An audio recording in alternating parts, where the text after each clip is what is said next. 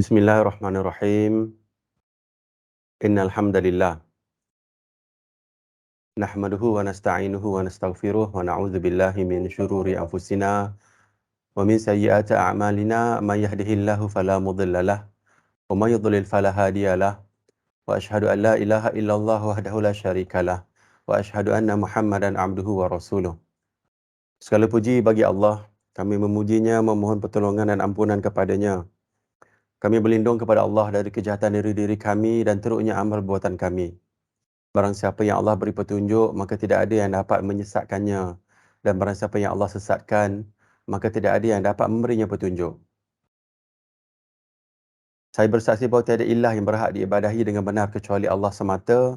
Tidak ada sekutu baginya, dan saya bersaksi bahawa Nabi Muhammad SAW adalah hamba dan Rasulnya. Ya ayyuhallazina amanu taqullaha haqqa tuqatih wa la tamutunna illa wa antum muslimun.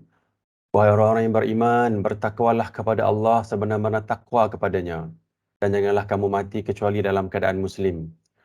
Ya ayuhan nasu taqu rabbakumul ladzi khalaqakum min nafsin wahidatin wa khalaqa minha zawjaha wa batha minhuma rijalan katsiran wa nisaa. Wattaqullaha alladzi tasaaluna bihi wal arham innallaha kana 'alaikum raqiba. Wahai manusia, bertakwalah kepada Rabbmu yang telah menciptakan kamu dari diri yang satu, yakni Nabi Adam. Dan Allah menciptakan pasangannya, yakni nenek kita lah Hawa. Dari dirinya dan dari keduanya Allah memperkembangbiakkan laki-laki dan perempuan yang banyak. Bertakwalah kepada Allah yang dengan namanya kamu saling meminta, dan peliharalah hubungan kekeluargaan. Sesungguhnya Allah selalu menjaga dan mengawasimu. Ya ayyuhallazina amanu taqullaha Ya ayyuhallazina amanu taqullaha wa qulu qawlan sadida yuslih lakum a'malakum wa yaghfir lakum dhunubakum wa may yuti'illaha wa rasulahu faqad faza fawzan 'azima. Wahai orang-orang yang beriman, bertakwalah kamu kepada Allah dan ucapkanlah perkataan yang benar. Nescaya Allah akan memperbaiki amal-amalmu dan mengampuni dosa-dosamu. Dan barang siapa mentaati Allah dan Rasulnya, maka sungguh dia menang dengan kemenangan yang agung. Amma ba'du, fa inna asdaqal hadithi kitabullah wa khairal hadi hadi Muhammadin sallallahu alaihi wasallam wa syarrul umuri muhdatsatuha fa inna kulla muhdatsatin bid'ah wa kulla bid'atin dhalalah wa kulla dhalalatin finnar. Sesungguhnya sebenar-benar perkataan adalah kitabullah, yakni Al-Quranul Karim, dan sebaik-baik petunjuk adalah petunjuk Muhammad sallallahu alaihi wasallam, yakni sunnah yang sahih. Seburuk-buruk perkara adalah perkara yang diadakan dalam agama. Setiap yang diadakan dalam agama adalah bid'ah. Setiap bid'ah adalah sesat, dan setiap kesesatan tepatnya dalam neraka. So, mukadimah ni Nabi baca pada setiap kali Nabi memberi khutbah lah. Kalau tengok bawah ni ini adalah daripada hadis yang sahih. Cuma untuk mukadimah ni, minggu ni saya sebenarnya dah buat satu slide, tapi saya tak masukkan lah. Tak siap lagi. Cuma saya nak tunjuk yang inilah, saya nak cerita yang perkataan kalimah syahadah ni yang kita dah baca kan dalam kita punya solat pun ada kan, asyhadu an la ilaha illallah wa asyhadu anna Muhammadan abduhu wa rasuluh. Saya bersaksi bahawa tiada ada ilah yang berhak diibadahi dengan benar kecuali Allah. Maksud utama ni, kalau kita baca dalam translation bahasa Melayu, yang ni dia kata Tuhan lah. Tiada Tuhan lain yang berhak diibadahi kecuali Allah kan. Cuma dalam ilah ni, asyhadu an la ilaha illa, ini sebenarnya maksud dia lebih luas lah sepatutnya. Termasuk dengan Tuhan-Tuhan lain. Cuma kalau kita faham daripada Tuhan yang dalam ni, maknanya macam contoh kita tengok orang kafir sembah Nabi Isa, orang kafir sembah patung berhala orang Hindu tu kan, yang macam lembu semua tu lah. Tapi dia maksud yang lagi luas lah maksud dia. Maksud dia kalau kita tengok pada surah Al-Fatihah tu, yang ayat yang Allah sebut, yang suruh kita baca, hanya Allah yang tepat kita meminta. Apabila kita meminta kepada yang gaib, dia termasuk dalam ilah dalam ayat ni. So nanti next week insyaAllah saya akan hurai sikit lah yang bab syahadah ni, supaya kita faham, sebab kita tak nak sempitkan maksud perkataan ni. Tidak ada ilah yang berhak diibadahi ni adalah juga bermaksud bukan setakat Tuhan yang ternampak orang lain sembah tu, adalah benda lain yang gaib yang kita minta. Maksudnya macam itulah. Kita nak minta kepada gaib hanya kepada Allah. Cuma dalam hari ni, topik hari ni kita akan sentuh juga bab akidah. Sebab ini kita nak sambung 3 minggu lepas punya material lah. So, format tazkirah, pendahuluan, benda yang sama, saya akan ulang lagi pentingnya ilmu, dan beberapa hadis dalam tu. Nombor 2, peringatan kematian. So sama juga konsep dia, kita nak ingatkan kita tentang kematian lah. Dan kita ni bukannya orang yang kuat ibadat pun. Kita nak kita ni sentiasa ingat insya-Allah minggu ke minggu kan tentang kematian, sebab kita memang menuju mati. Nombor 3, hal umum jika ada. Kalau tak ada, proceed saja sebab saya tak ada apa nak cerita kat sini. Nombor 4 ni, hadis 40 ni, kita masih lagi ada 22. 3 minggu lepas kita dah hurai yang cerita tentang maksud sebenar konteks hadis tu. Tapi hari ni saya nak masuk bab solat yang saya nak relatekan dengan akidah. Dan akidah tu saya nak letak dalam surah Al-Fatihah tu kan, Allah sebut tentang perangai orang Yahudi, Nasrani. Dan saya expandkan lagi tentang golongan musyrikin Mekah. So hari ni kita nak cerita tentang golongan musyrikin Mekah daripada hadis yang kita baca 3 minggu lepas tu. Supaya dapat manfaat dan juga dapat awareness lah, faham sikit-sikit. Yang kita nak huraikan sebab ada 4 perangai dalam Quran yang Allah nak kita jauhi. So kalau lah kita baca ataupun kita tahu, kita tengok orang lain berperangai macam tu dan kita dah alert lah. Kita tak nak berperangai macam tu lah. Last kali soalan penutup kalau sempat. So pergi pada pandangan umum, pentingnya menuntut ilmu. Daripada Muawiyah bin Abi Sufyan radhiyallahu an, Rasulullah sallallahu alaihi wasallam bersabda, barang siapa yang Allah kehendaki mendapat seluruh kebaikan, Allah nak bagi seluruh kebaikan, maka Allah fahamkan dia tentang agama. Hadis riwayat Bukhari dan Muslim. So kita nak capai matlamat ni, kita nak supaya kita ni beriltizam lah, nekat letak dalam jiwa kita, kita nak seluruh kebaikan ni, tapi ini yang kita nak Allah fahamkan kita tentang agama. Nak memahami agama, macam kita belajar juga nak dapat degree, dapat maybe diploma kan, sama juga, usaha yang banyak. Cuma kalau kita tengok analogi kita di dunia ni kan, kita belajar susah, ambil diploma contohlah. Ambil diploma memang payah lah, saya pun ambil diploma jugalah, ambil weekend kan, jadi payah juga kita nak spend masa. Cuma kita dapat rasa kesungguhan kepayahan tu, apa lagi benda yang boleh bagi kita keselamatan kepada akhirat. So kalau kita tengok, bezakan dua tu kan, dengan susah payah kita belajar atas dunia untuk benda dunia, dan kita susah payah belajar untuk benda akhirat. Kena maksud dia, yang akhirat ni lebih lagi lah kita kena cari. So untuk faham agama ni, untuk dapat seluruh kebaikan ni, memang Allah nak kita usaha yang banyak. Dan kita juga kena ada kaedah-kaedah yang perlu kita tahu. Dan kaedah-kaedah tu adalah apa yang saya bawa dalam tazkirah lah setiap minggu ni, supaya saya lebih nak fokus kepada konsep dan juga kepahaman. Dan tazkirah saya ni bukannya kata nak cerita kepada fokus kepada amalan-amalan, banyakkan zikir, solat, tak begitu.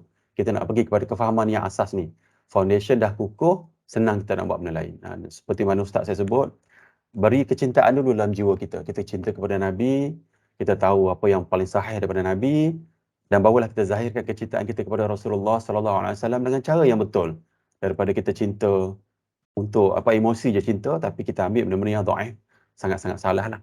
So pertama, kita nak faham agama, dan Allah bagi kita seluruh kebaikan.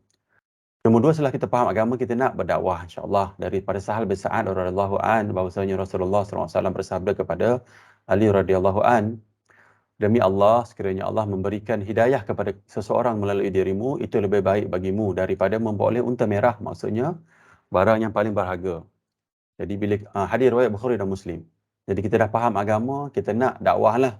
Tapi faham agama ni, yang pertama ni dalam konteks dakwah diri sendirilah. Lepas faham diri sendiri, kita pergi orang yang paling dekat kepada kita. Seperti mana yang Allah sebut surah Al-Baqarah kan, tentang sedekah kan. Allah kata sedekah ni ahli keluarga kita yang terdekat, baru pergi kepada orang lain.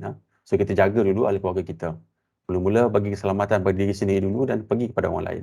Dapat ilmu, kita sebarkan insya-Allah. Sebab manfaat ni kita dapat selepas mati. In fact, dalam dunia ni sebenarnya kalau kita dakwah, mungkin most probably Allah akan bagi banyak lagi ujian kepada kita. Dan kena ingat, ujian yang Allah bagi tu adalah dalam bentuk kepayahan lah. Tapi sebenarnya ia adalah pahala kepada kita yang banyak. Dan juga kalau lah orang tu lama kita dakwah, dan dia faham agama, dan dia dakwah pada orang lain, ilmu tu berguna kepada kita. Selepas mati pun dapat manfaat kepada kita insya-Allah. Nombor 3, ini saya baca last saja yang ujung ni. Surah Al-A'raf ni Allah bagi tahu supaya kita tidak keluar daripada jangkauan ilmu lah apa yang Allah bagi ni. Sebab kebanyakan orang yang nak dakwah ni, bukan kebanyakan lah, memang ujian pada orang yang nak dakwah ni, bila dia tak jaga dia tak faham tentang ini, dia akan keluar daripada sempadan yang Allah letak. Sebab tak ada orang nak tegur dia pun, apa lagi orang yang dah ada seorang tokoh lah, yang dah ada nama di kalangan masyarakat kan, orang pun segan kepada dia, dan siapa nak tegur dia. Ada juga saya letak dalam Facebook saya letak, siapa yang nak tegur kepada pemberi nasihat. Macam pemerintah kita kan, siapa nak tegur dia kan. Dan orang yang menerima teguran pun, macam kita lah, mungkin kita ni memerintah tu pada jawatan, dan teguran sampai kepada kita, mungkin kita, reaksi kita berbeza lah. So kita kena ingat lah, ini sebagai sempadan kita supaya kita tidak jangan keluar daripada situ. So apa yang Allah kata surah Al-A'raf ni, kita baca yang last saja. Allah haramkan mengada-ngadakan terhadap Allah apa saja yang kamu tidak ketahui. Yang ini berbicara tentang Allah tanpa ilmu. Termasuk juga berbicara tentang hadis lah. So kita kena ambil yang sahih lah. Baru, maksudnya kalau kita ambil yang dhaif, kita termasuk dalam konteks ni. Dan hari ini pun ada saya akan tunjuk yang banyak mana yang tak sahih lah. Saya nak cerita tentang musyrikin Mekah apa lagi kan. Dia orang bukan ada agama pun. Yang ada, bukan ada kitab pun nak bawa daripada dulu. Okey. So, mukadimah pertama ni kita nak bagi tahu kepada sahabat-sahabat dan juga motivasi, ingatkan diri saya jugalah supaya kita pertama, sangat penting kita menuntut ilmu yang rajih, ilmu yang sahih, ilmu yang benar-benar daripada Nabi SAW ni. Cari betul-betul. Nombor dua, dapat dapat ilmu kita, dakwah. Nombor tiga, ada sempadan yang kita tak nak jangkau. Satu lagi, bab ilmu ni kena ingatlah. Sebab manusia ni Allah jadikan berbeza-beza dan kehidupan kita ni, cara kita dibesarkan dan juga surrounding kita berbeza kan. Ada orang memang dia kuat agama ataupun keluarga dia memang promote jadi pemangkin kepada agama daripada kecil lagi. Ada orang tak. Cuma saya nak bagi contoh supaya kita dekat dengan agama. Macam contoh saya jugalah. Saya bukannya orang dilahirkan di kalangan ahli keluarga agama, tak sekolah agama pun. Cuma satu masa mungkin Allah uji kita nak kepada agama. So kita kena ingat, bila kita nak kepada agama tu, kalau boleh kita faham dulu apa yang benar-benar sahih, mana yang tidak sahih. Sebab ketakutan kita banyak. Saya pun ada sahabat yang pernah mesej, ada orang bagi tanya kan, ini betul ke tidak kan. Dan orang yang sumber dia dapat tu semua yang bagus kan. Tapi bila kita cek ada masalah. Masalah tu pula bukan masalah biasa. Masalah kepada akidah. So itu kita nak kena jaga paling-paling ditakutilah. Sebab hari ni kita nak fokus, kebanyakannya daripada tazkirah saya ni, saya nak fokus kepada bab akidah dulu. Sebab bab ibadat yang akhlak ni mungkin ada dalam hadis, cuma akidah ni jarang orang sentuh sangat. Orang sentuh sikit saja, lepas tu dia cerita benda lain. So ini kita nak fokus sikit akidah, sebab akidah ni adalah stage gate kita untuk menuju syurga. So kita pergi kepada kematian lah. Sebab tadi cerita akidah ni adalah stage gate kat sini nanti. Kalau kita gagal, maka habislah kita. So kita baca hadis ni, menuju kebijaksanaan, iaitu kita nak ingat mati. Rasulullah SAW bersabda, perbanyakkanlah mengingati pemutus kelazatan, yakni kematian. Hadis-hadis ni ada sahih. So hari ini kita nak dalam konteks melaksanakan hadis ni, hari ini kita nak beritahulah, ingatlah mati. Beritahulah Zuraidi, ingatlah mati. Boleh jadi kejap lagi awak mati, boleh jadi malam ni awak mati, boleh jadi esok anak awak mati, boleh jadi besok, mungkin lusa, mungkin kalau keluarga orang yang mati, boleh jadi. Ingat, kematian tu kita tak tahu. Dan ada juga orang-orang tulis kan, saya pun ada komen lah dalam Facebook, yang dia kata bila orang mati, patutlah 2 minggu lepas dia bagi tanda-tanda apa benda kan orang yang nak meninggal tu, ataupun macam-macam dah disebut. Kena ingat, itu adalah tidak benar. Itu adalah khurafat, mendekati syirik, bawa ke jalan kepada syirik. Orang yang hendak mati, sama ada binatang ke manusia ke, semua tak tahu. Itu rahsia Allah. Itu benda ghaib, rahsia Allah. So kita jangan sebut patutlah arwah ni rupanya arwah ni nak meninggal, patutlah dia. Tidak, tak betul. Kita kena buang daripada faham kita benda tu betul. Tidak. So benda tu kita buang jauh-jauh. Semua orang tak tahu dia akan mati macam mana. Semua orang tak tahu, tak ada pun tanda kematian. Kecuali yang memang nazak lah, sakit kan daripada, itu pun sebab natural cause lah kan, sebab dia sakit di hospital ICU, dia meninggal. Dan doktor pun bagi tahu daripada pengalaman dia, mungkin begini pandangan dia kan. Yang tu tak apa. Yang orang kata patutlah dia panggil pelik macam ni, tak. Itu bukan tanda kematian. Kalaulah orang tu kata dia tahu benda gaib, maka kalau tengok pada tazkirah sebelum-sebelum ni, maka dia termasuk dalam ajaran sesat tadi tu. So ingat benda gaib, Allah yang tahu. Malaikat pun tahu, nak ambil nyawa, malaikat nak ambil nyawa tu pun dia tahu sebab bila Allah bagi tahu dia. So kena ingatlah benda tu tak adalah. So hadis pertama ni kita kena ingat, kita nak ingatkan kita tentang kematian, nak memutuskan kelazatan lah. Sebab kita kan duduk dengan lara kan, dengan TV lah, dengan gadget macam-macam, kerja pun kan, dapat gaji lagi kan, macam-macam lah. So ada nombor 2 ni, daripada Ibnu Umar radhiyallahu an, ia berkata, saya pernah bersama Rasulullah SAW, lalu seorang Ansar mendatangi beliau. Ia memberi salam dan bertanya, wahai Rasulullah, mukmin manakah yang paling baik? Beliau bersabda, yang paling baik akhlaknya. Lalu mumi manakah yang paling cerdas, yang paling cerdik ni? Sahabat ni tanya, mumi mana yang paling pandai? Dia kembali bertanya. Beliau bersabda yang paling banyak ingat mati dan paling baik dalam persiapkan diri untuk alam berikutnya, yakni itulah mereka yang paling cerdas. Hadis ni hadis yang sahih. So Nabi kata pertama ni berakhlak. Nabi kata orang paling baik adalah orang paling baik akhlaknya lah. Nombor dua, orang yang paling cerdik, yang paling pandai. Orang yang paling pandai adalah orang yang paling banyak ingat mati. So hari ni kita ingat mati, insyaAllah lah. Tapi 2 minggu lepas dah tak ada kelas kan. Kita nak banyak ingat mati ni dengan baca hadis macam ni lah. So, harapannya kita ni tergolong dalam golongan yang Nabi letak dalam hadis dia ni. Yang banyak ingat mati. Kan dengan baca hadis-hadis ni. Pertama kita dah capai lah. Kita dah banyak ingat mati. Nombor dua, kita nak ambil yang paling berakhlak, bukan berakhlak lah. Kita beribadat dengan benda yang paling sahih. Maknanya usaha juga kena ada untuk capai benda yang sahih. Macam tu maksud dia. Benda yang macam contoh permata kan. Emas. Tak senang pun kita berangan je kan. Oh mungkin gali-gali kat pantai jumpa emas. Berangan je. Tapi satu dalam 1 bilion orang kot baru jumpa kan mungkin. Satu dalam 100 juta orang mungkin. Susah lah maksud dia. Cuma agama ni nak cari yang paling baik memang susah sikit lah. Allah akan uji. Tetapi betulkan niat kita kan. Kita letak dalam niat kita. Kita letak dalam foundation untuk cari ilmu. Cari yang paling sahih. Dan dah duduk dalam ihdinas siratal mustaqim tu dalam surah Al-Fatihah yang kita baca tu kan. So kita nak pertama menuju kebijaksanaan ni, maksud dia sebenar adalah ingat mati. Nombor dua, cari benda yang paling sahih supaya kita dapat siapkan diri. Dan bila kita pergi sini nanti, amalan kita tidak jadi seperti angin dari peti asap, tak ada nilai.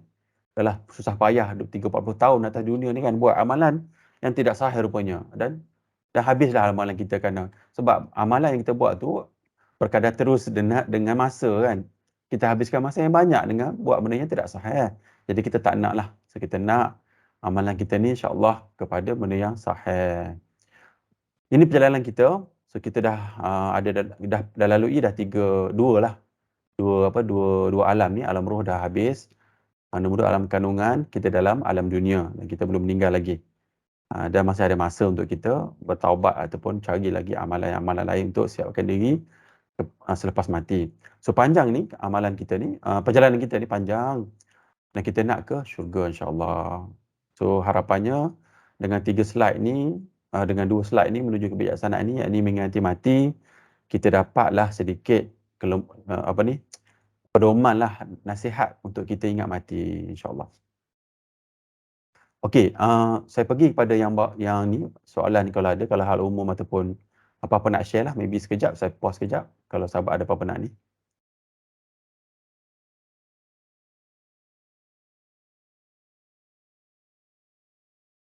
Okey, kalau tak ada, sekejap. Kalau tak ada, kita pergi pada hadis yang kita nak baca hari ni. So hari ni kita masih lagi dalam hadis 22 ni, usahakan yang wajib fardu ni. Dan kita dah baca dalam 31 daripada 42 hadis, 40. Dah 74% dah sehingga 23 hari bulan 9 lah. So yang hijau ni kita dah baca, yang biru ni masih belum lah. Nanti insya-Allah sempatlah habis tahun ni kita habis baca hadis 40 ni. So hadis ke-22, saya baca hadis dia daripada Abu Abdullah Jabir bin Abdullah Al-Ansari radhiyallahu anhuma.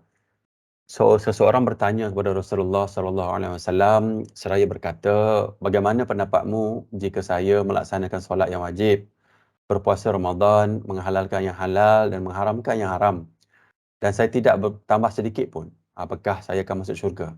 Beliau menjawab, "Ya." So ini intipati yang kita baca last week tu, 3 minggu lepas lah. Cuma daripada hadis ni, Nabi sebut ni ada yang saya letak dalam slide ni sebenarnya nak refer kepada agama ni beri kemudahan. Saya ni recap baliklah motivasi kepada umat manusia. Yang bertanya tu pun sahabat. Saya dah cari dalam kitab dan juga internet, memang sahabat ni sahabat, ada nama dia lah sahabat ni, tapi bukan sahabat yang dekat lah kepada Nabi. So dia tanya soalan ni, Nabi jawab untuk beri kemudahan kepada dia, beri rahmat kepada manusia, kepada orang yang bertanya. So dalam hadis ni yang 2 minggu lepas saya sebut yang agama ni mudah. So bila orang datang bagi nasihat kepada kita cakap benda yang mudah-mudah, bagi motivasi kepada dia supaya dia nak beramal. Tengok tingkatan amal, keadaan orang tu, kita bagi nasihat atas kadar orang tu. Sebab kita tak nak bagi nasihat yang heavy-heavy, nanti orang orang akan turn off, tak nak kepada agama. Okey, yang ni boleh tengok video yang lepas-lepas lah. Cuma saya nak pergi kepada yang ni, saya nak relatekan kepada laksanakan yang wajib. Kan dalam hadis ini dia ada sebut, orang tanya dia laksanakan yang wajib saja kan. Halalkan yang haram, bagaimana pendapatmu jika saya laksanakan solat yang wajib? Maknanya dia buat benda yang wajib saja.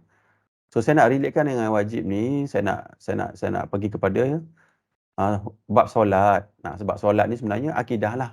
Benda-benda yang kita baca dalam bacaan solat tu kan, banyak benda yang cerita tentang akidah. Kan surah doa iftitah pun ada kan, sesungguhnya solatku mati, hidupku matiku kerana Allah. Dan juga surah Al-Fatihah ni kebanyakannya mostly pergi kepada akidah. Sebab kita baca surah Al-Fatihah ni 17 kali sehari untuk solat wajib kan. So saya nak urai yang ayat yang last ni. Yang ni saya expandkan sikit lah. So ayat yang last ni, kalau kita baca maksud dia kan, iaitu jalan orang-orang yang engkau kurniakan nikmat kepada mereka. Bukan jalan bukan jalan orang-orang yang telah engkau murkai, dan bukan jalan orang yang sesat. Jadi kalau ikut dalam tafsir, dalam hadis-hadis yang sahih, bermaksud berperangai, jalan ni maknanya kaedah perangai orang Yahudi dan juga Kristian ni. Yahudi ni orang yang murkai, sebab dia tahu kebenaran tapi dia tolak sebab dia ada ilmu, sebab dia sombong. Sombong ni tolak kebenaran dan remehkan orang lain. Dia tolak benda yang betul kan. Kristian pula, dia jalan-jalan orang yang sesat. Kata balik, one of it lah. Yang ni pula dia paling besar sebab dalam hadis tu Nabi cerita, orang ikut. Nabi kata dalam hadis tu, Nabi kata, seorang sahabat ni dulu dia Nasrani Kristian. Dia tanya, kamu dahulu, Nabi kata, kamu dahulu menjadikan pada diri kamu, ustaz kamu seperti Tuhan. Dan sahabat kata, tak Nabi, tak Rasulullah, kita tak jadikan mereka Tuhan, tidak. Nabi kata, ya benar, sebab apa saja ahli agama kamu kata, ustaz kamu kata, kamu ikut. Maknanya tadilah yang saya letak yang pertama tadi yang ni.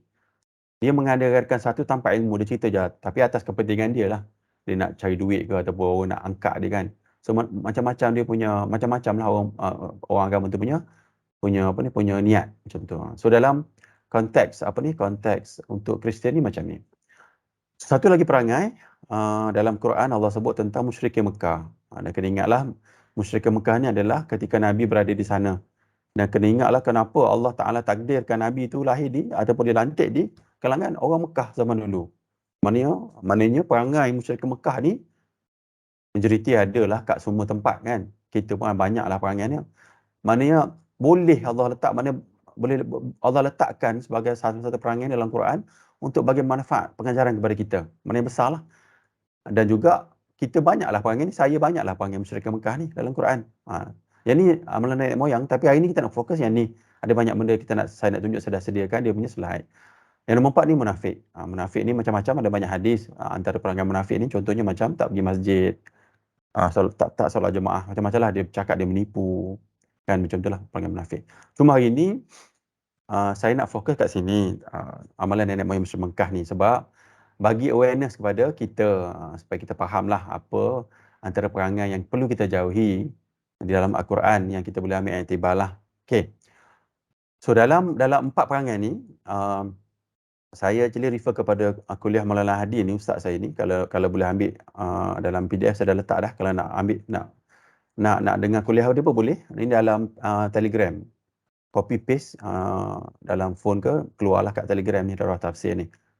Darah Tafsir ni, Maulana Hadi ni dia buat setiap kali sebulan setengah sebelum Ramadan, dia akan buat di pondok dia Besut. So saya pun dah ada hantar adik saya pergi sana. So dia duduk kat dalam surau tu lah. Selama dalam 60 hari dia tafsir Quran habis. 30 juzuk tu habis. Macam tu. Dan juga dia pernah datang lah ke surau masjid kat rumah ni. Saya pun ikut lah dia sikit-sikit lah. Dan mostly saya ikut dekat dia punya MP3 lah. Saya dengar masa pergi kerja, balik kerja, masa nak prepare sekiranya ni saya akan dengar lah balik, review balik. Okay, apa dalam kuliah ni dia kata, golongan sesat ni ada 4, dalam Quran ni ada 4. Yang majoriti lah, ada lagi perangai lain, tapi di CP-CP masuk dalam antara 4 ni lah yang besar. Cuma dia sebut dalam tuliah dia kata, semua 4 ni ada kitab dan juga Nabi. Musyrikin Mekah ada, sebenarnya musyrikin Mekah ni kat bawah ni saya akan cerita lah tentang musyrikin Mekah ni, macam mana dia berlaku. Sebab saya nak tunjuk supaya kita faham lah. Yang musyrikin Mekah ni ada kitab dia. Kalau kita belajar agama dulu masa form 3 dulu kan, tak ingat dah kan. Kan ada cerita tentang suhuf kan. So Nabi Ibrahim dapat suhuf. Dia macam lembaran-lembaran, saya ingat mungkin benda agama lah, wahyu-wahyu daripada Allah Ta'ala kan. Nasrani ni, orang Kristian ada Injil, kitab Injil. Kitab Injil mereka lah hari ni, tapi dah diubah banyak dah hari ni. Yahudi pun ada kitab Taurat.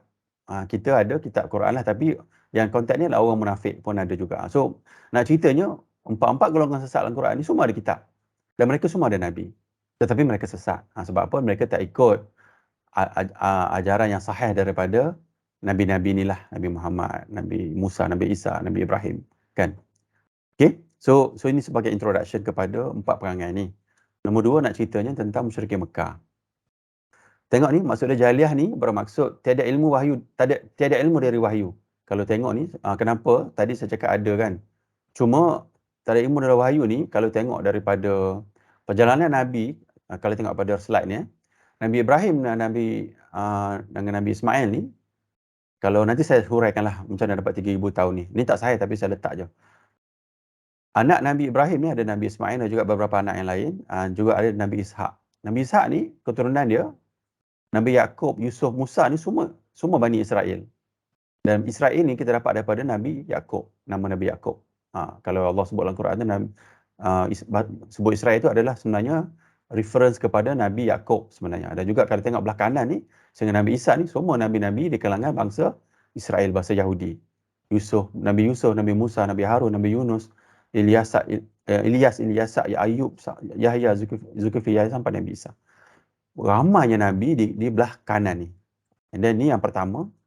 Dan kita tengok kepada dua ni, Nabi Ibrahim, Nabi Ismail, pergi kepada Mekah ni, Nabi Muhammad ni sebenarnya sangat-sangat lama. Lebih kurang 3,000 tahun, tak sahih pun. Nanti saya tunjuk calculation saya kat sini lah. Cuma nak tunjuknya jauh sangat dah, sampai dah jadi macam ni dah dekat sini, musyrik Mekah. Tetapi syaitan ni dia uji, orang yang jahil ni, yang saya nak relate dengan atas ni, yang tak ada ilmu wahyu ni, dah habis dah, dia punya mushaf tadi dah habis dah. Maybe 1,000 tahun, habis. Dah tak ada dah sangat meninggal. Cuma dia ambil ibadat tu daripada mak ayah dia, nenek moyang dia. Dulu, atuk buat macam ni, tawaf kan. Sampai di zaman musyrikin Mekah ni, tawaf dah bogel kan, dekat Kaabah tu kan. Dia agak-agak je, dia tak ada kitab. Itulah nak maksudnya tentang daripada ayat ni.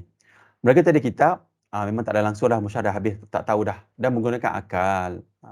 Dia pakai akal je, sebab dia ingat-ingat lupa daripada apa yang berlaku di nenek moyang dia. Sebab tu datang perkataan ni lah, dia ni memang ambil daripada amalan nenek moyang. Majoriti dia ambil daripada amalan nenek moyang. Disebabkan lamanya masa daripada Nabi Ibrahim, Nabi Ismail, dan ilmu dah terluput dah teruk dah. Tetapi dalam kuliah Maulana Hadi kata, apa yang mereka masih bawa daripada nenek moyang mereka lah, daripada agama Nabi Ibrahim, Nabi Ismail ni, masih ada, tapi dah jadi bidah maksimum dah, sehingga kan dah syirik dah kan, dah mereka dah sembah Lata, sembah Uzza dah kan, dah sembah idol kat situ. Ini yang dalam kuliah tu ustaz saya sebut lah, apa yang masih ada yang mereka ambil daripada Nabi Ibrahim, Nabi Ismail. Pertama, mati tanam. Itu syariat yang dibawa lah, masih lagi dia orang ada lagi lah. Nama Islami kan, nama Nabi kita pun Muhammad, Abdullah pun ramai kan, dalam musyrikin Mekah Abdullah, macam-macam lah. Lahir sunat khatan kan, Nabi Muhammad pun dikhatankan kan. Dan memang jadi budaya orang Arab masa tu. Tak silap saya, dalam seminggu atau 3 hari selepas dilahirkan, yang lelaki mereka berkhatan. Tuhan satu, Allah Ta'ala, mereka tak ada Tuhan yang banyak. Kalau tengok kepada patung-patung dekat Kaabah tu, ada 300 lebih patung. Semua tu bukan Tuhan. Nanti saya uraikan kenapa apa fungsi patung, apa mereka faham tentang patung tersebut. Tapi mereka masih lagi meminta kepada Allah Ta'ala, walaupun 3,000 tahun dah berbeza kan. Nak ceritanya mereka, tekok mereka, tapi sebenarnya semua agama akan kata Allah satulah. Kecuali yang ni kan mengerikan ni. Yang pergi kat sini kan orang sesat kan. Mungkin syaitan dah tak boleh nak buat kata pelik-pelik sebab ada Nabi kan. So, bila banyak Nabi ni dia jadi pelik, jadi anak Tuhan kan. Kalau tengok Yahudi pun ada Uzair anak Tuhan, Isa anak Tuhan kan. Dia jadi serong lah, sebab Nabi yang banyak ni dia akan associate dengan benda gaib, benda mukjizat, benda pelik. Sebab Nabi banyak mukjizat kan. Bila mukjizat mereka associatekan dengan Tuhan. Tapi tu nanti kita cerita kejap lagi. Puasa hari Ashura, yang ni memang mereka puasa, nombor 5 ni, zina mengumpat haram, masih lagi hukum tu applicable masa zaman Nabi musyrikin Mekah tu. Puasa hari Ashura, mereka masih lagi puasa, dan Nabi pun sebut masa hari Ashura setahun sebelum Nabi meninggal tu, Nabi ada sebut hadis ni. Nabi kata orang jahiliah dulu pun mereka berpuasa pada hari Ashura. Dan Nabi sebenarnya sebut, sahabat lain pun ada sebut, orang Yahudi puasa pada hari Ashura. So Nabi, sebab orang Yahudi dia nak raikan Nabi Musa AS. So Nabi kata kalaulah orang Yahudi puasa, maka kita lagi berhak nak puasa lah. So that's why Nabi sebut puasa 2 hari pada hari Ashura tu. Disunahkan. Last sekali tawaf Kaabah, dah ada banyak lagi lah saya tak sebut, saya tempat pick up banyak ni je. So ini adalah perangai-perangai ataupun benda agama yang masih lagi orang musyrikin Mekah bawa daripada zaman Nabi Ibrahim dan Nabi Ismail dulu. Ada lagi lah, tapi dah bidah maksimum dah kat sini sebenarnya. Okey, kita tengok kepada silsilah Nabi dan Rasul. Kat sini saya nak cerita pertama ni, nak cerita tentang berlakunya patung pertama, sebab di zaman musyrikin Mekah memang dah majoriti dah pergi kat sini. Patung musyrikin banyak kan. Patung-patung banyak dekat Kaabah. So kalau tengok Nabi Adam, kita pergi pada Nabi Nuh, sebab pertama patung wujud ni actually di zaman Nabi Nuh. Selepas Nabi Nuh meninggal ni hadis dia. Hadis ni hadis sahih daripada Imam Bukhari. Saya baca hadis ni daripada Ibn Abbas radhiyallahu an, bahawasanya berhala-berhala yang dahulu diagungkan oleh kaum Nabi Nuh. Kaum Nabi Nuh bukan ajaran Nabi Nuh, kaum-kaum selepas-lepas tu. Kemudian hari tersebar di bangsa Arab. Di kemudian hari bangsa Arab pun ambil amalan ni, duduk sembah, bukan sembah lah, duduk jadikan bahala perantara kepada Allah. Wat menjadi bahala untuk kaum Kalb ni, Daumatul Jandal ni, Wat, Sawat ni, Suwat untuk Bani Hudzail, Yaqut untuk Bani Murad, untuk Murad dan Bani Qutaif di Jauf dan tepatnya di Sabak. Adapun Ya'uk adalah untuk Bani Hamdan. Sedangkan Nas untuk Himar, keluarga Zulkalak. Ni Nabi sebut ni. Orang zaman Nabi ni, ketika Nabi sebut ni, kenal lah ni siapa ni. Zulkalak ni siapa, Bani Hamdan ni siapa, dia kenal lah macam kita lah kan. Ini keluarga Abdul Muttalib, ayah saya Abdul Muttalib kan. Ini keluarga ni sembah ni keluarga. Jadi orang-orang Arab tu boleh appreciate lah. Oh patutlah kan, kita kan biasa cerita kan, patutlah tempat tu banyak. Patutlah macam tu lah. So diorang boleh appreciate lah ni bila Nabi sebut ni. Itulah nama-nama orang soleh dari kaum Nabi Nuh. Ni nama-nama ni yang tadi katakan Wat, Sawat ni. Sawat ni semua orang-orang soleh di kalangan Nabi Nuh. Maknanya mereka ni asalnya adalah Muslim kan. Suwat ni adalah Muslim, Wat ni Muslim. Tapi bila dah lama-lama dah tak ada, dah hilang dah musyaf tu semua kan, dia sembah patung tu. Ketika mereka wafat, syaitan membisikkan, nampak syaitan ni pandailah saya merahkan membisikkan kaum itu untuk mendirikan bahala pada majlis mereka. Mula-mula buat patung tak sembah lagi dan menamakannya dengan orang-orang yang soleh tersebut. Mereka pun melakukan hal itu. Dan saat itu bahala itu belum disembah sehingga mereka wafat. Selepas orang-orang yang buat patung tu wafat semua, sesudah itu setelah ilmu tiada, maka bahala itu disembah. Ini sebenarnya cara syaitan nak sesatkan kita sejak turun-temurun. Sehingga hari ni pun banyak Okey. Saya pergi kata ni sebab antara benda yang besar saya nak bawa kepada perangai jahiliah Mekah tu adalah perangai mereka mengangkat tokoh agama sehingga menjadi terlalu taksub, dan banyaklah kan amalan-amalan yang pelik-pelik berlaku selepas tu. Antara contohnya hari ni pun ada kan, dia pergi kat kubur, lepas tu dia letak gambar. Saya pernah pergi satu masjid ni, surau ni lah, dia letak gambar ni Aziz dalam surau tu. Saya masuk, saya keluar balik, saya tak solat kat situ. Dan samalah daripada gambar, lama-lama kalau agama tak kuat, dia jadi patung, tak sembah lagi. Lama-lama masuk 1500 tahun, 600 tahun, ilmu dah tak ada, dah lama dia orang akan sembah patung kan. Kita tak mau. Sudah berlaku dah daripada zaman dulu, padahal dekat dengan Nabi Nabi Nuh meninggal, memang tak ada Nabi kat sini. Saya agak-agak kuasa-kuasa ni lah, bila 3-4 generasi, kena ingatlah Nabi Nuh pun dalam umur dia panjang kan. So dalam 1000-2000 tahun, dah korak agama And then kita tengok pada kita ni, kita sebenarnya ambil agama daripada Nabi Ibrahim AS. Nabi Ibrahim ni, Nabi Ismail ni, Nabi Ibrahim ada Ishak, Ismail kan tadi saya tunjuk tadi. Yang Nabi banyak ni pergi kepada aliran golongan Yahudi. Belah sini Nabi Ismail ni tak ada dah. Panjang sampai ke Adnan. Adnan pergi kepada Nabi Muhammad SAW lah. Daripada kitab yang sahih, nenek moyang Nabi Muhammad ni sebenarnya yang sahih ni sampai ke adenan saja.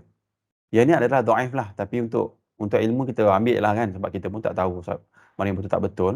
Cuma yang paling sahih ni kalau tengok sini kan, nasab ni sampai ke adenan. Kalau adenan ni saya kira dalam 21 ni, saya ambil average 60 seorang dalam 1000 tahun lah daripada Nabi Muhammad ke adenan. Cuma yang bawah ni kalau ambil kepada Nabi Ismail ni, sebab Nabi Ismail ni masih lagi bawa agama Islam, agama Hanif, yang akhirnya Nabi Muhammad ambil sebagai agama Islam lah. Allah jadikan Nabi Muhammad ni Rasul kan, kalau tengok pada sini. So daripada Nabi Muhammad ni kepada Nabi Ismail ni adalah dalam lebih kurang dalam 3000 tahun. Ini tak sahih, tapi untuk pemahaman kita, dalam 3000 tahun ni, bila tak ada Nabi banyak, dah jadi habis di Mekah kan. Mekah dah jadi tempat orang sembah bahala. Saya tunjuk gambar-gambar ni, saya ada ambil bahala-bahala di Mekah ni. Ini patung-patung jahiliah di Mekah. Kita tengok pertama ni kan, Dewi Lat. Kan Lat, Dewi Uzza kan, Lata Uzza ni kan yang kita pernah dengar kan dalam hadis. Ustaz kita cerita kan, inilah. Ini saya ambil daripada web portal ni, The Patriot ni. Tapi saya tak tahu betul tak betul, saya ambil lah untuk reference kita, which memang ada pun pada zaman dulu kan. So inilah patung dia. Dewi Lata ni. Ni Dewi, ni patung dia. Dewi utama Mekah dan juga sembahan utama Bani Thaqif yang menetap di Taif. Patung Lat dibuat daripada batu granit, nampak ni. Dewi Uzza nampak ni. Dewi Uzza, Dewi kuasa. Kekuatan dan planet Zurah yang menjadi sembahan orang Quraisy. Orang Quraisy memang sembah patung ni. Dari Bani Sulaim hingga Bani Kinanah. Dewi ni dikatakan boleh muncul dalam bentuk nyata. Cerita pula. Dan bentuk 3 pokok. Pokok. Ini nak cerita sepokok kejap lagi. Di macam-macam boleh baca lah. So ni dewi-dewi yang saya ambil daripada internet, patung-patung yang mereka sembah. Ini Dewi Manat, Dewi kematian dan takdir orang Arab. So mereka sembah lah benda ni. So ada 3 je yang saya ambil daripada website tu, ada 3 yang mereka tunjuk kat situ lah. Jadi dah nak refer balik kepada yang ni, bila sampai ke zaman Nabi Muhammad ni dalam masa 3000 tahun dah habis dah. Okey, pergi kepada slide yang seterusnya. Tengok ini yang saya buat summary daripada gambar yang sebelum ni. Tengok Nabi Ibrahim, anak dia Nabi Ishak, sebelah sini adalah Nabi di kalangan bangsa Yahudi kan. Nabi Musa pun ada kan, Nabi Isa pun ada kan, Nabi yang dekat dengan kita kan, selalu kita dengar. Lepas tu belah sini, belah agama kita ni, Muhammad ni, daripada Nabi Ismail ni tak ada Nabi dah, tak ada Rasul dah, sehingga Nabi Muhammad SAW. So nak ceritanya bila lama tak ada Nabi, rosak agama. Cuma belah sini saya ingat yang kita katakan Nabi Bani Israel ni, apa masalah dengan dia orang?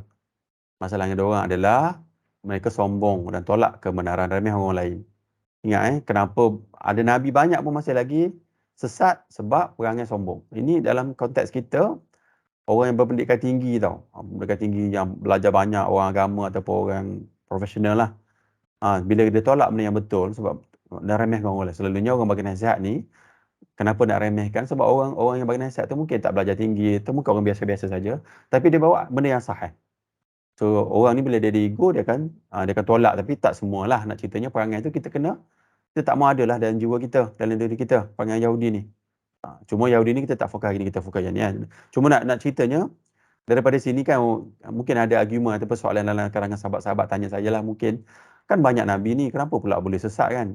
Sebab itulah sebab, walaupun banyak Nabi, bila ada perangai sombong, nasihat kat mana pun, sangat payah. Kena ingatlah. Cuma kita nak fokus kat musyrikin Mekah ni sebab, kat sini dah sedang banyak berlaku di kalangan orang Islam lah apa yang sedang berlaku. So ingat bila Nabi Ismail ni dah meninggal dalam 3000 tahun lebih kurang, hancur dah kat sini dah, dalam Kaabah tu, dalam dan juga luar Kaabah tu ada dalam 300 lebih patung. Okey, antara kepercayaan konsep kepercayaan musyrikin Mekah, daripada atas ni kan ada banyak kitab dia pun dah hilang. Lepas tu orang pun ikut nenek moyang, dah banyak 3000 tahun kan, bayangkanlah teruk sangat ni. So ini antara benda yang mereka bawa. Kita baca sebab ini kebanyakannya ada di kalangan kita. Dan ingatlah syaitan ni macam hadis yang kita sebut ni kan, syaitan ni guna taktik yang sama je.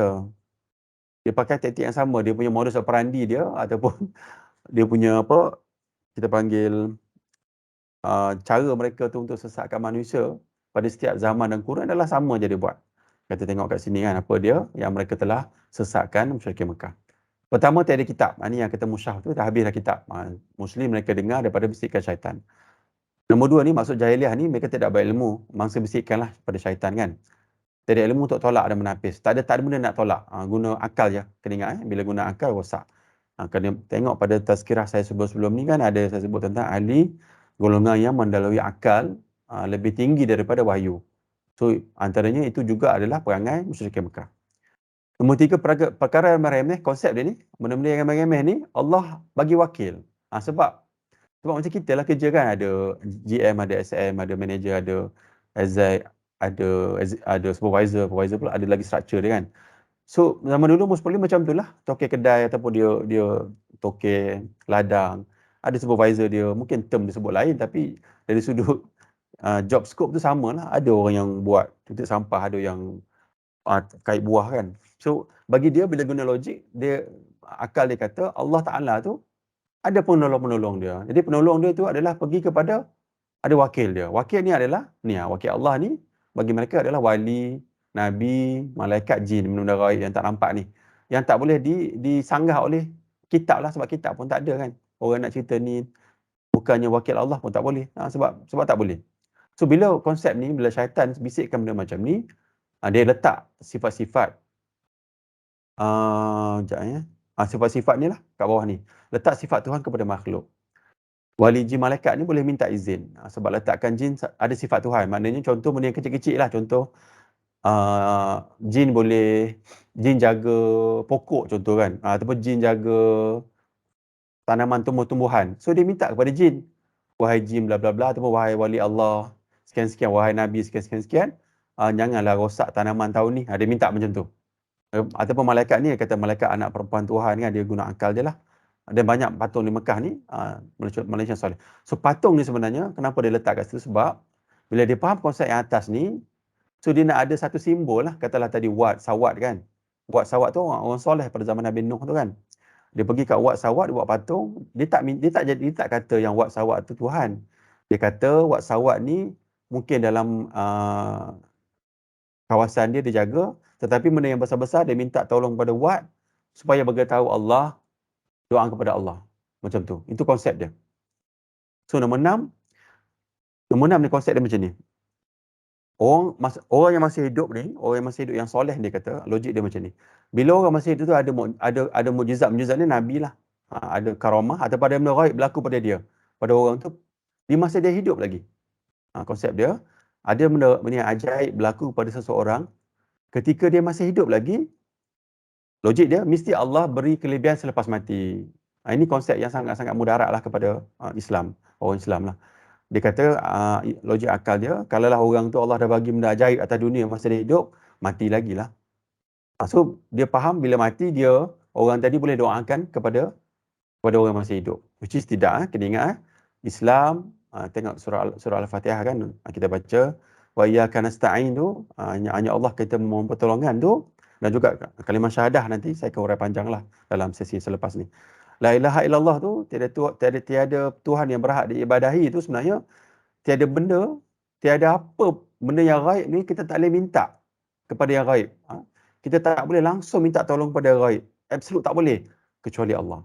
Nak minta pada wali tak boleh. Sebab mereka dah mati, dah ada benda yang ada dinding yang besar alam barzah kan. Dia tak boleh minta tolong pada malaikat, tak boleh. Tak boleh minta tolong pada jin, tak boleh. Tapi tengok pada konsep musyrikin Mekah ni, dia kata boleh. Dan benda ni sedang berlaku di tempat kita lah, aliran agama. Kalau kita biasa duduk dalam kalangan orang agama, dengar banyak debate ataupun cuba cakna sikit, banyak berlaku. Dan saya pun ada bawa satu video, boleh kita tengoklah video tu nanti, apa pahaman mereka tentang ni. Dan mereka kata boleh lah minta tolong kepada orang yang dah mati. So kena ingat lah, dalam konteks akidah, bila kita minta tolong pada orang yang dah mati, kita masa tu jadi syirik kecil. Syirik kecil ni bila kita tak i'tikad kata orang mati tu yang bantu. Tak. Allah, sebab kita kata Allah Ta'ala yang bantu kan. Kita minta tolong orang gaib. Yang gaib tu daripada orang sudah mati. Dan orang sudah mati tu minta kepada Allah. Itu jadi syirik kecil. Syirik besar ni bila kita percaya yang orang tu ada kuasa lah. So syirik kecil ni kedudukannya adalah dosa yang terbesar. Even dosa bunuh orang pun masih lagi kecil daripada syirik kecil tadi. Dan juga Allah Ta'ala kata kan, Nabi kata dalam hadis, syirik ni Allah tak ampun, tapi itu syirik besar lah. Syirik kecil ni boleh lagi dalam konteks Allah beri keampunan dalam termasuk dosa besar tadi. So kena ingatlah, Yang syirik kecil ni kita nak tolak sebab dia boleh pergi kepada benda lain. Boleh pergi kepada syirik besar. Kena ingat. So perangai musyrikin Mekah ni termasuk dengan benda yang ada dalam di kalangan kita pun kepada orang yang aware lah, yang tahulah. Okey. Ini kitab yang saya bawa, benda yang sama je. Cuma saya nak kuatkan balik hujah kat dalam ni supaya tak adalah kata saya reka-reka. Ini pun saya ambil daripada kuliah Maulana Hadi tadilah. Dia yang sebut dalam kuliah dia. So kita tengok kitab ni, At-Tawassul Masyru' wal Manun. Kadang orang Arab diutuskan sebelum diutuskan Rasulullah dari segi agama dan bantahannya. Tengok dia kata orang jelas dulu memalingkan ibadah tadi selain kepada Allah. Maknanya dia buat ibadat itu kepada tadilah Wat, Sawat, Latta, Uzza tadi. Dia tak buat kepada Allah. Mereka beriktikad bahawa para wali itu baginya mempunyai pangkat dan kedudukan yang tinggi di sisi Allah. Maknanya Allah jadikan ada penolong dia. Penolong ni orang tadilah. Dan mereka mengangkat hajat-hajatnya kepada Allah. Minta kepada wali-wali tadilah. Dan dalam konteks musyrikin Mekah ni, minta kepada patung-patung tadi. Patung tu sebagai simbolik lah. Latar disembah, ni macam-macam lah boleh baca ni. Dalam PDF pun ada. Nombor 2 ni pun sama. Ni ada hujah yang boleh bagi, boleh baca. Cuma konsepnya sama. Di masa di Mekah dulu memang macam tu keadaannya. Okey. Ini yang saya tunjuk tadi kan. Cuma sini saya nak bawa sikit. Okey, before this saya ingat saya nak tunjuk video. Sebab saya nak bawa point saya sebenarnya saya nak tunjuk yang kita ni sebenarnya bila kita duduk dah agama kita dah 1,400 tahun kan, 1,400 tahun lebih ni selepas Nabi dah meninggal. Dan yang kita ada hari ni, saya nak saya tunjuk slide ni lah. Okey ni lah, saya cerita tunjuk slide ni, lepas tu saya akan tunjuk video. Kalau tengok perbezaan kita lah daripada agama Nabi Ibrahim dengan Nabi Ismail ni, dan juga sebelah ni kita sampai kiamat nanti. Dan kita ni mungkin duduk dekat antara dekat sini lah, dekat sini. Dekat fasa 3 ni lah kot. Okay, panjang. So tadi saya nak recap balik daripada Nabi Ibrahim dengan Nabi Ismail ni kan. Kematian orang alim fasa 1 ni kan. Lepas tu dah buat bid'ah. Fasa 3 ni dah jadikan patung. Semualah syirik berleluasa. Hanya berpandukan akal. Dah 3,000 tahun ni musyrikin Mekah habis dah. Lepas tu Allah takdirkan Allah ni takdirkan Muhammad ada di sini. Sebab dah teruk sangat kat sini kan. Dan kita kena fikirlah kenapa Allah takdirkan Nabi Muhammad datang ke sini. Sebab perangai ni dia macam satu blueprint lah untuk manusia, perangai manusia bila lama dah masa ni tak ada orang bagi peringatan. Sebab benda ni akan berlaku, benda yang sama pada semua orang. Tengok pada sebelah ni adalah benda yang sama pun berlaku. Tengok agama kita Nabi Muhammad SAW ni, kita ada sahabat-sahabat tabi'in ni kan. Dan sekarang ni dah, mungkin kita kat sini lah. 3 generasi pertama ni adalah generasi yang terbaik. Yang Nabi selalu kata kita kena ikut yang atas ni. So, antara dakwah ataupun tazkirah yang saya buat ni, saya nak kita kembali kepada 3 generasi pertama ni. Yang dekat kepada Nabi. Orang musyrik Mekah ni tak ada dah. Dia tak telefon, dia tak tahu pun. Dia kena dengar daripada nenek moyang dia je. Mak-mak dia kata apa kan. Kita ni sebaik lagi ada kitab-kitab daripada kat sinilah yang sahih daripada atas ni. Fasa 2 bid'ah berlaku. Manusia ni sebab apa? Sebab akal melalui wahyu. Dah habis, dah banyak dah. Sama juga dengan keadaan yang kat sini kan. Tadi saya sebut tentang akal kan. Cuma ada setiap tahun ni, 100 tahun Nabi kata ada mujtahid. Ulama-ulama datang benteras benda ni. Of course lah, ulama ni kalau kita tengok dari sudut kita lah. Sebagai orang yang memahati kan. Selalunya ulama-ulama ni akan dicop dengan nama-nama yang buruk. Kena ingat sebab dakwah ni seperti mana Nabi dakwah di Mekah dulu. Nabi dakwah di Mekah dulu pun Nabi disebut orang gila, sihir kan. Macam-macam nama yang pelik kan. Lepas tu ada pengaruh barulah orang ikut. Fasa 3 bila dah jadi banyak bid'ah, dah syirik kan. Habislah kita kan lepas tu. Kita harap kita taklah. Kita harap kita masih lagi memahami 3 jenis pertama. So musyrikin Mekah ni daripada kita faham perangai-perangai kat atas tu, kita kena ingat kita sedang alami benda yang sama. Kita tak nak berperangai seperti musyrikin Mekah. Bila dekat kiamat ni dah habis dah lah. Kena ingatlah lepas kiamat ni dah tak ada orang Islam kan. Lepas tu kiamat. Okey, satu sikit lagi sebelum saya tunjuk video. Ada 11 minit lagi. Ini yang saya punya tazkirah pada 26 bulan 3. Dulu saya sebut tajuk bahaya Wahabi dulu. Kalau tuan-tuan tengok dalam slide tu, saya tunjuk gambar di kubur Baqi'. Baqi' dulu sebelum tahun 1925 dulu macam ni, ada kubah. Orang datang beribadat di kubur-kubur Baqi'. Kubur-kubur sahabat kan. Lepas tu bila kerajaan Saudi hari ni ambil alih Mekah, dia dah hancurkan lah. Ini yang orang marah sangat kepada Wahabi ni. Muhammad Abdul Wahab ni, bila dia ambil, dia antara menteri di Mekah pada zaman-zaman dulu. So dia benterah semua ni, jadi macam inilah kubur hari ni kita nampak ini. Tapi sebelum dia ada, macam ni keadaan di Baqi'. Tengok Baqi' jadi tempat orang beribadat. Saya nak tanya sahabat-sahabat, tapi tak boleh jawab pun tak apa. Soalan dia nak tanya, sama ke tak perangai sebelum jadi macam ni kan, seperti perangai musyrikin Mekah dulu. Ini kira zaman tahun 1900 ni, yang saya nak sebut kat sini kan, dekat sini. So menunjukkan kita ni bila kita kecenderung kepada agama dan kita tak ambil benda yang paling sahih, kecenderungan kita akan pergi ke sini. Sebab satu, syaitan lah duduk ni. Nombor dua, yang hadis-hadis palsu, dhaif yang sebelum-sebelum saya dah sebut kan. Bayangkanlah kalau kita lahir pada zaman-zaman sebelum-sebelum ni kan, contoh kita untuk tengok benda yang paling sahih jarang ada lah. Kalau tengok, tapi dulu pun bukan ada internet kan, kita tak nampak pun, pergi sana pun kita nampak. Kita nampak benda macam ni, maknanya orang-orang dulu pun dah pergi sembah ataupun pergi dekat kubur ni. Okey, saya nak tunjuk satu contoh orang agama tapi sebut nama lah, tunjuk muka dia lah, sebab dia pun tunjuk dekat media umum, jadi kita pun boleh share lah. Saya akan tunjuk video dia dan nanti kita hurai sekejap, ada 10 minit lagi kejap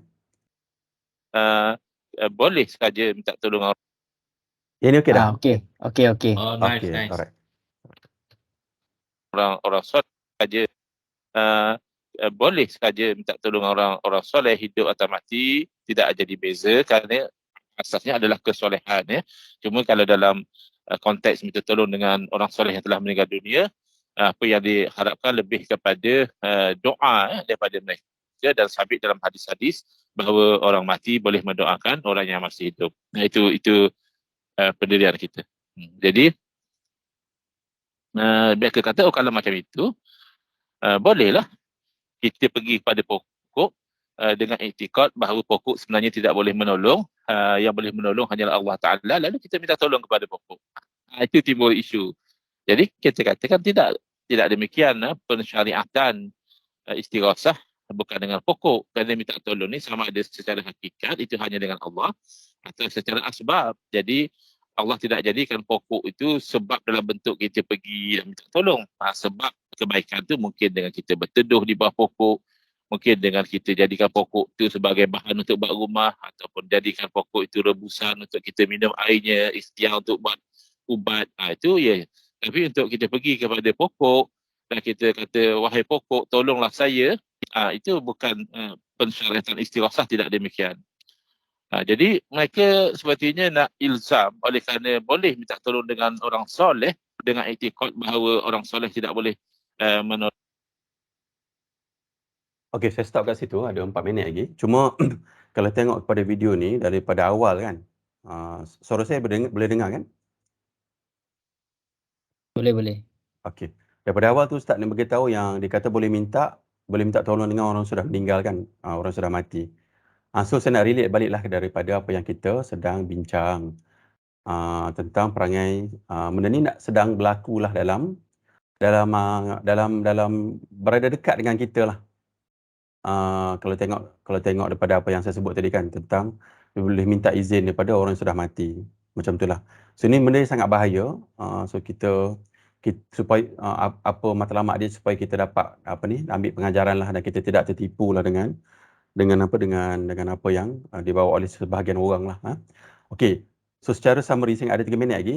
Saya nak buat sebelum kita tutup tangguh sesi pada hari ini. So perangai musyrikin Mekah ni adalah mereka sebenarnya berperangai ambil kepenampilan nenek moyang. Dan kena ingatlah apa yang mereka buat ni, sebab mereka dah lama jauh daripada Nabi Ismail sampai ke Nabi Muhammad dalam 3,000 tahun. Jadi kena ada banyak benda yang mereka dah buat. Syaitan dia gunakan taktik yang sama untuk tipu kita lah sebagai seorang Muslim. Dan kita kena ambil secara positif lah, benda ni adalah ujian kita. Daripada ilmu ni yang kita sedang belajar ni, kita dapat tahu perangai-perangai orang musyrikin Mekah dulu, dan kita tak naklah berlaku pada diri kita. So dalam kita kuis saya nak tunjuk kat sini, ada 4 perangai utama Muslim yang perlu dijauhi dalam Al-Quran. Pertama, ada 4 tadi lah, tapi hari ini kita nak fokus kepada musyrikin Mekah. Nombor 2, pemujaan berhala daripada orang soleh adalah keadaan iblis dan syaitan. Dari zaman Nabi Nuh lagi, selepas zaman Nabi Nuh meninggal kan, sampai hari ni. Kena ingatlah, hari ni orang agama kita lah sebagai orang awam ni bila nak kepada agama berhati-hati banyak. Sebab satu hari nanti mungkin kita dah tua kan. Kita nak kepada agama, hati-hati dan sangat berhati-hati. Mungkin bukan sekarang tapi kita nak semua orang faham kat situ. Sebab kaedah yang sama syaitan buat. Dia ambil orang soleh, jadikan tokoh agama. Mula-mula daripada zikir solat dulu kan kita ikut atas sebab nak ibadat, lama-lama dia bawa benda yang syirik. Sebab benda syirik ni dia tak nampak pun, dia dalam hati. Dulu ingat ya. Nombor 3 ni akal mendahului wahyu. Nombor 4, banyak guna logik akal lah. Logik akal yang saya sebut tadi, yang ni tokoh agama yang masih hidup sudah Allah berikan karamah, apa lagi bila dah mati kan. So dia logik lah, macam kita discuss tentang orang ahli kalam dulu kan. Kali guna akal logik lah kan. Nombor 5, ikut amalan nenek moyang, tapi ini pun sebab mereka tak ada dalil lah, tak ada kitab. Kita pun ada kitab, cuma kitab kita ditipu dengan hadis dhaif tadi, hadis palsu. Nombor 6, muslim akan lalui ujian ini. Kita sedang lalui ujian ni. So dengan ilmu tidak sombong, ya, dengan ilmu kita dapat ilmu, tapi kita tak sombong lah, tak mau sombong, dan kita terima kebenaran daripada yang sahih. InsyaAllah kita boleh sanggah lah, boleh agak-agak boleh tahu dan boleh elak daripada apa yang tak betul. Saya berhenti kat sini, masa pun dah tak ada. Saya baca tasbih kafarah lah.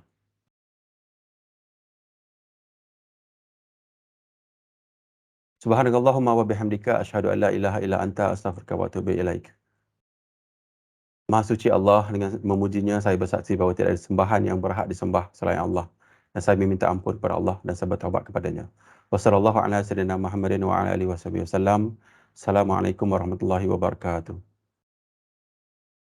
Waalaikumsalam. Terima kasih. Waalaikumsalam. Waalaikumsalam.